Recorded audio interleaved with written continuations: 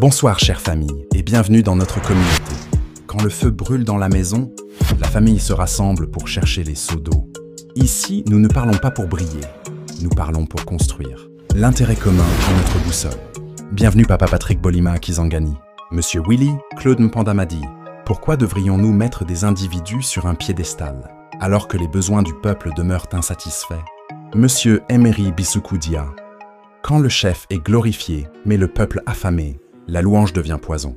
Le Congo ne se relèvera pas par les statuts, il se relèvera par les solutions. C'est exactement ce que pense Novita. Je suis ravi de voir mon frère Fidèle Bolima, le fils à Papa Patrick Bolima à Kisangani dans la famille.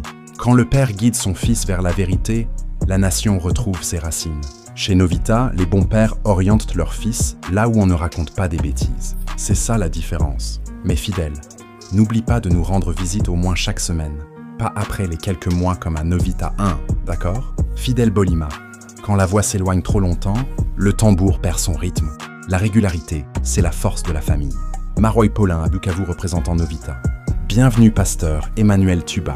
Ce n'est pas Novita 1, il faut se réinscrire, car Novita a été attaqué et censuré. Divin Kayambé, bienvenue dans la famille. Grégoire Sombolaï. Quand la vérité dérange, les murs tremblent, mais la voix reste debout. Les signalements ont fusé, notamment de la part de certains Tutsis. Mais la vérité ne meurt pas, elle se réorganise. Pasteur José Moussa, je suis sûr que vous n'avez pas oublié cela. Abonnez-vous, l'évangéliste Robert Monguiro l'a déjà fait. Madame Massengo Angelina. En Angola, quand les serviteurs de Dieu s'abonnent, la lumière est retrouvée et le peuple retrouve le chemin. Ne perdez pas le fil. La vérité a changé d'adresse, mais elle garde le même feu. Ainsi, lorsque vous retrouverez la chaîne, assurez-vous de vous abonner à nouveau, sinon vous risquez de perdre le fil. Pasteur José Moussa à Kinshasa. Je pense que c'est déjà fait. Zoro Babel Kambulu.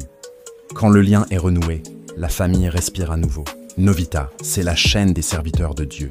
Et nous en avons nombreux. Sauf que beaucoup d'entre eux n'ont pas encore retrouvé l'adresse actuelle. Salutations à Pasteur Francisco. Makumbi Kembo en Angola et au pasteur. Pauline Ilunga toujours en Angola. Pasteur James Ilunga à Kolwezi.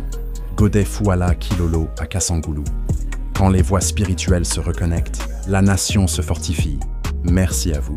Vous êtes les piliers invisibles de cette maison. Quand les serviteurs de Dieu se réunissent dans une famille, c'est toute la famille qui est bénie. Merci à vous. Quand la foi s'unit à la vérité, le peuple devient invincible. Et cette bénédiction, nous la portons ensemble. Avant d'aborder le virus laissé par Kabila qui a rendu l'armée inefficace, nous allons commencer par quelques actualités et nous finirons avec des révélations qui parleront à beaucoup d'entre vous. Sosten Kazanzu à Kinshasa. Quand le poison est ancien, le remède doit être profond.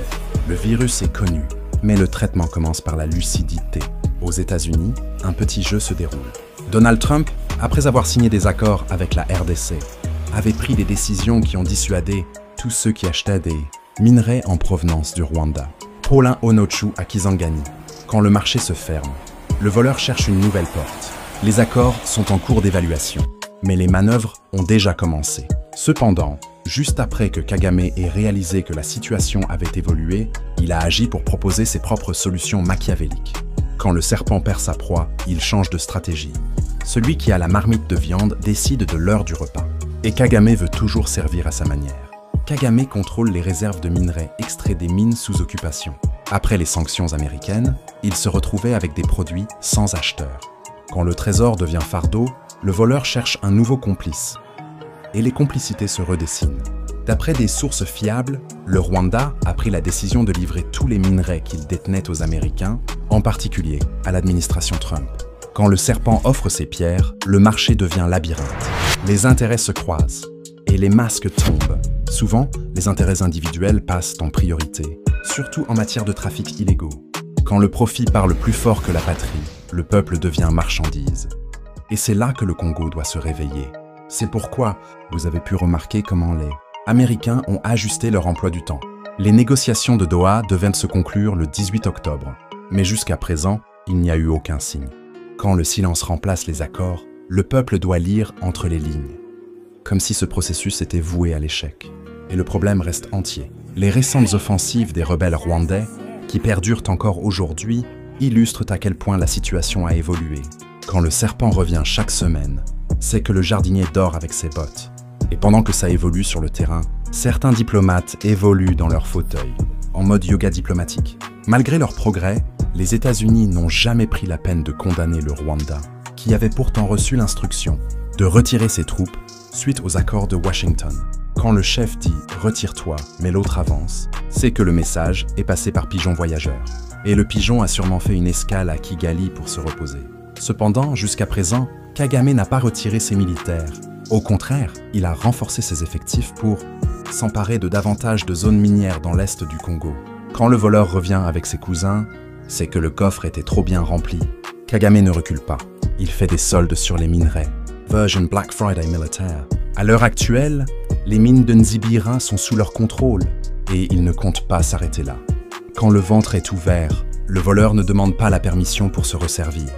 Et les Américains, ils regardent comme s'ils étaient dans un documentaire Netflix. Invasion sans condamnation. Même Boulos, qui était auparavant très critique, semble désormais plus passif en évoquant d'autres solutions pour instaurer la paix. Quand le tambour devient flûte, c'est que le rythme a changé. Boulos est passé de « on doit agir » à « on doit réfléchir ». Et pendant qu'il réfléchit, Kagame avance. Kagame aborde la question congolaise en soulignant qu'elle doit être résolue en interne. Boulos partage ce point de vue. Quand le pyromane dit « éteignez le feu vous-même », c'est qu'il a déjà vendu les seaux. Et tout le monde sait que l'origine de l'insécurité, c'est Paul Kagame. Même les États-Unis le savent. Mais chut, c'est confidentiel.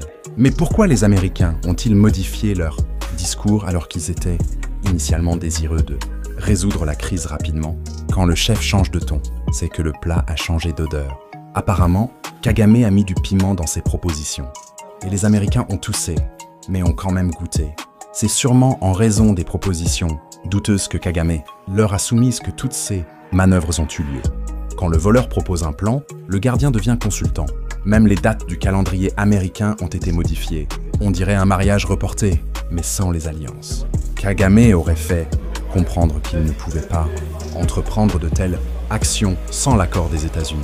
Quand le voleur dit « c'est le chef qui m'a dit », le chef devient suspect. Et là, tout le monde joue à « je ne savais pas », sauf que les caméras tournent. En examinant les enjeux économiques que le Congo représente, il est difficile de dire si les opinions ont changé. Quand le diamant brille, même les aveugles veulent le toucher. Les intérêts américains? Toujours là, mais bien camouflés derrière des discours sur la paix et la stabilité. Le Congo a proposé un partage équitable de 50-50, mais que Kagame a offert, peut-être 80% pour les Américains et 20% pour lui-même. Quand le gâteau est congolais, mais les parts sont rwandaises, le peuple doit changer de recette. Et tout ça, basé sur les richesses du Congo, pas du Rwanda. C'est comme vendre du pain avec la farine du voisin.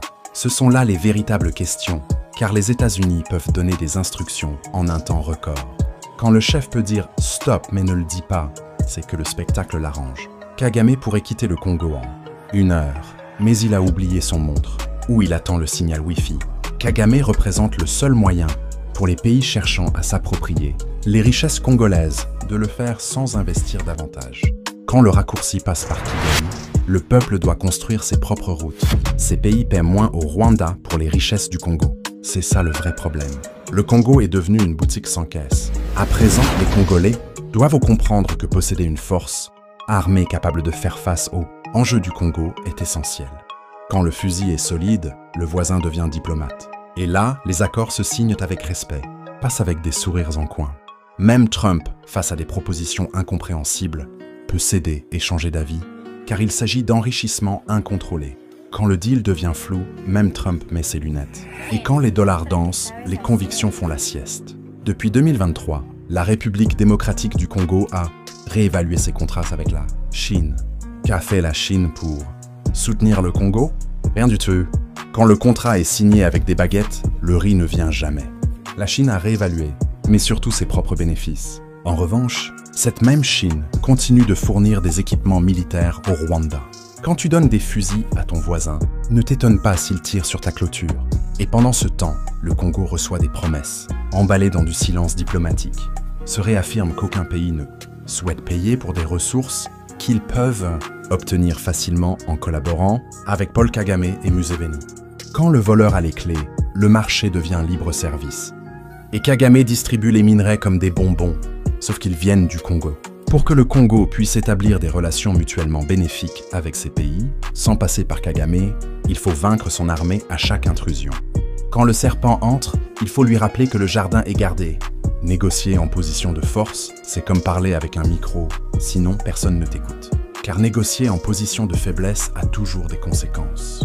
Quand tu arrives à la table sans chaise, tu finis debout et sans repas.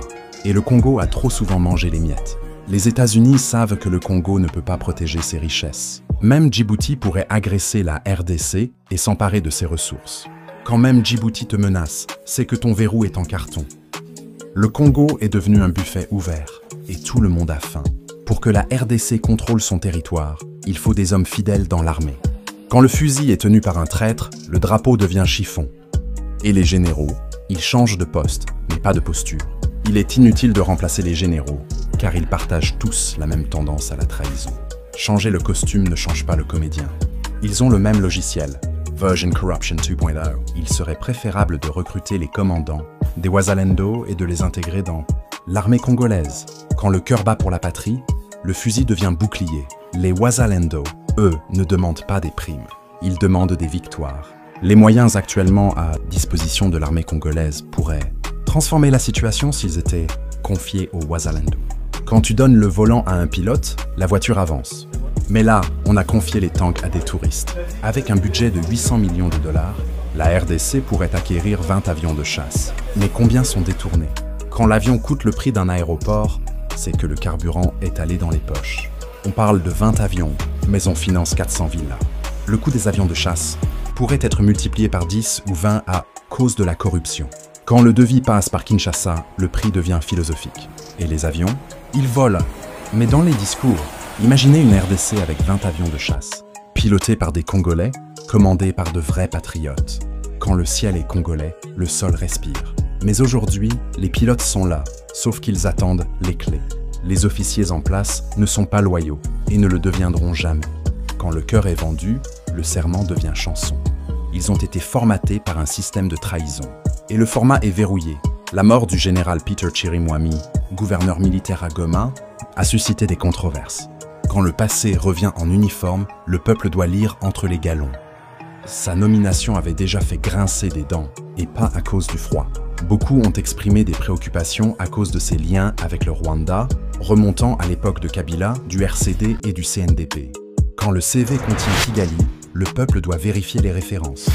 Et là, les références étaient très connectées. Mais quand il a été tué, Novita a parlé d'un patriote éliminé. Beaucoup n'ont pas compris pourquoi. Quand le silence entoure la tombe, c'est que la vérité gêne. Et la gêne, elle est bien installée. En réalité, les généraux Ndima, Luboya Kashama et Chirimwami avaient tous des relations ambiguës avec les Rwandais. Quand le chef mange avec l'ennemi, le peuple jeûne. Et leur nomination dans des provinces lucratives, c'était le jackpot. Les avantages qu'ils pouvaient tirer comme gouverneurs surpassaient ce que Kagame pouvait leur transférer sur leur compte en banque. Quand le poste paie mieux que la trahison, le choix devient facile.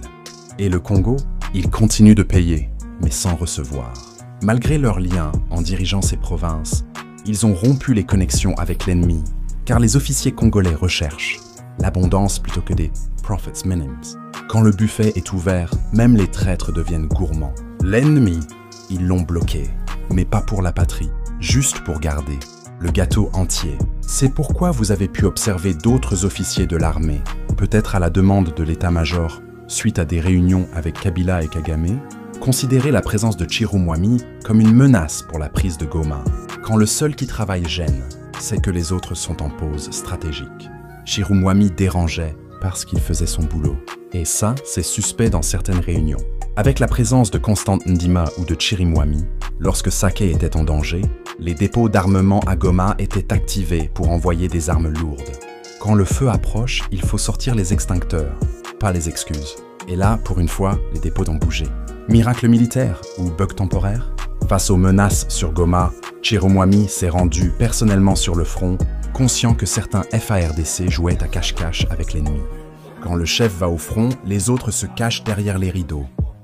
Cache-cache version militaire, un jeu très populaire chez les officiers en cravate. Malheureusement, ces mêmes officiers traîtres l'ont ciblé et éliminé. Moins de 2 semaines plus tard, Goma est tombé. Quand tu élimines le seul qui défend, Ne t'étonne pas si la porte s'ouvre toute seule. Et Goma, elle est tombée comme une mangue mûre, sauf que personne n'a tendu la main. Les troupes rwandaises ont pénétré les bornes, 12 et 13 avec des armes lourdes, tandis que les dépôts d'armement à Goma sont restés inactifs. Quand les munitions dorment, les ennemis dansent. C'est ça, la trahison version de luxe. Silence radio, mais bruit de bottes. C'est pourquoi la RDC doit être extrêmement vigilante quant à la confiance que le président Tshisekedi accorde à ses hommes laissés par Kabila. Quand tu hérites d'un serpent, ne le caresse pas en pensant qu'il est domestique. Vigilance, excellence et surtout, changement de casting. Actuellement, les troupes rwandaises cherchent à s'emparer de toutes les zones économiques sous contrôle du gouvernement central. Quand le voleur connaît le plan du trésor, il ne passe plus par la porte. Ils ne cherchent pas la paix, ils cherchent les minerais. Et ils ont le GPS. Tous les sites miniers passent progressivement sous le contrôle de ses occupants. Quand le Congo dort, le Rwanda creuse. Et le gouvernement central, il regarde les cartes, pendant que les autres les redessinent.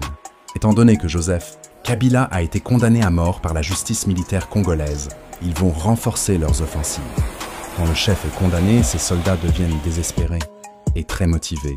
L'exil coûte cher, et ils préfèrent investir dans les balles que dans les billets d'avion. En effet, l'exil n'est pas une solution facile pour ceux qui ont accumulé beaucoup de richesses. Quand la valise est trop lourde, le fugitif préfère creuser un tunnel. Et le tunnel passe par les mines du Congo. Cette rébellion est à l'arrêt. Bien qu'elle ait été puissante, capable et bien équipée, elle a manqué de proactivité face au Wazalendo. Quand le moteur est fort mais le pilote dort, la voiture reste au parking. Les Wazalendo ont mis le frein à main. Et ça, c'est pas dans les manuels de l'AFC M23. Lors de la chute de Bukavu, ils avaient des ambitions de poursuivre leur conquête. Mais les Wazalendo les ont arrêtés. Quand le peuple dit non, même les tanks font demi-tour. Sinon, ils allaient vraiment progresser. Mais les Wazalendo ont dit « pas aujourd'hui ». Pensez aux Wazalendo et le Congo sera libéré. Ne perdez pas de temps avec les théâtres des FARDC, c'est très dangereux. Quand le spectacle devient militaire, le peuple finit en figurant. Le vrai scénario, c'est celui des Wazalendo, pas des généraux en costume de comédie. Merci chers abonnés et à bientôt.